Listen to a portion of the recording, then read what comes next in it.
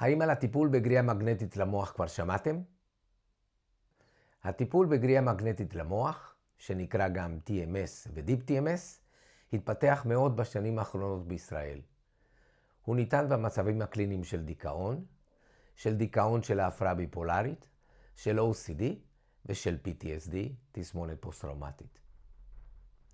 בנוסף לגריעה מגנטית הרגילה, קיימת גריעה מגנטית מהירה יותר, בשם TBS, שהיא יעילה יותר, משודרגת, ונותנת תוצאות חיוביות מאוד. אני מבצע TBS בקליניקה שלי, בצורה משודרגת, מהירה, 3 פעמים ביום, 10 ימים ברצף, עם תוצאות טיפוליות טובות מאוד. בנוסף ל-TBS המשודרג, אני מוסיף תרופה בשם סיקלוסרין, שהבאתי מחול באופן מיוחד, ושהיא משפרת את הקישוריות במוח, וכך משפרת את היעילות של הגריעה המגנטית TBS.